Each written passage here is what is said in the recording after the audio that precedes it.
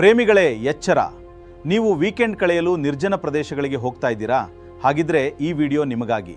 ಒಂದು ಸಣ್ಣ ನಿರ್ಲಕ್ಷ್ಯ ನಿಮ್ಮ ಜೀವನವನ್ನೇ ಹಾಳು ಮಾಡಬಹುದು.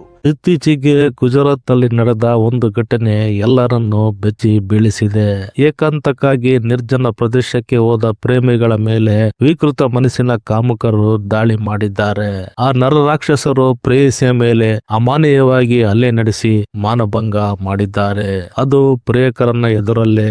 ಆ ಸಮಯದಲ್ಲಿ ಪ್ರೇಮಿಗಳು ಅಣ್ಣ ತಮ್ಮ ಎಂದು ಕಾಲು ಹಿಡಿದರು, ಬೇಡಿಕೊಂಡರು. ಆ 5-6 ಮಂದಿ ಕಿರಾತಕರು ಕಿಂಚಿತ್ತು ಕರುಣೆ ತೋರಿಸಿಲ್ಲ.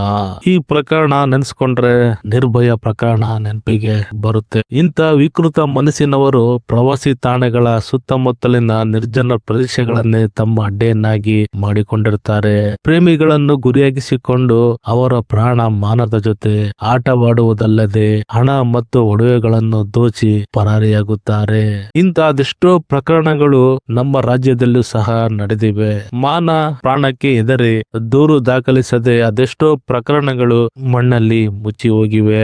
ಹಾಗಾದ್ರೆ ನಾವು ಹೊರಗಡೆ ಹೋಗ್ಬಾರ್ದಾ ಅಂತ ನೀವು ಕೇಳಬಹುದು. ಅದು ನಿಮ್ಮ ವೈಯಕ್ತಿಕ ಹೋಗ್ಬೋದು. ಏಕಾಂತದ ಹೆಸರಿನಲ್ಲಿ ಅಪರಿಚಿತ ನಿರ್ಜನ ಪ್ರದೇಶಗಳಿಗೆ ಹೋಗುವುದನ್ನು ದಯವಿಟ್ಟು ತಪ್ಪಿಸಿ. ಎಷ್ಟೇ ತುರ್ತು ಇದ್ದರೂ ಒಬ್ಬೊಬ್ಬರೇ ಓಡಾಡುವುದನ್ನು ಅವಾಯ್ಡ್ ಮಾಡಿ. ನಿಮ್ಮ ಪ್ರಾಣ ಮತ್ತು ಮಾನ ನಿಮ್ಮ ಕುಟುಂಬಕ್ಕೆ ಅತ್ಯಂತ ಅಮೂಲ್ಯವಾದುದು. ಸಿನಿಮಾ ಪರದೆಯ ಮೇಲೆ ಕಾಣುವ ಹೀರೋ ನಿಜ ಜೀವನದಲ್ಲಿ ಕಷ್ಟವಾಗಬಹುದು. ಆಪತ್ತು ಬಂದಾಗ ಯಾರೂ ಸಹಾಯಕ್ಕೆ ಬರೋದಿಲ್ಲ. ಈ ಮಾಹಿತಿ ನಿಮ್ಗೆ ಇಷ್ಟವಾದರೆ ಮತ್ತು ಉಪಯುಕ್ತ ಎನಿಸಿದರೆ ಕೂಡಲೇ ಕಮೆಂಟ್ ಮಾಡಿ ತಿಳಿಸಿ. ಈ ವಿಡಿಯೋವನ್ನು ನಿಮ್ಮ ಸ್ನೇಹಿತರಿಗೆ ಶೇರ್ ಮಾಡಿ ಮತ್ತು ನಮ್ಮ ಚಾನಲ್ ಅನ್ನು ಫಾಲೋ ಮಾಡಿ. ಇನ್ನೊಬ್ಬರಿಗೆ ಇಂಥ ಕಹಿ ಘಟನೆ ಸಂಭವಿಸ್ತಿರಲಿ. ಸುರಕ್ಷಿತವಾಗಿರಿ.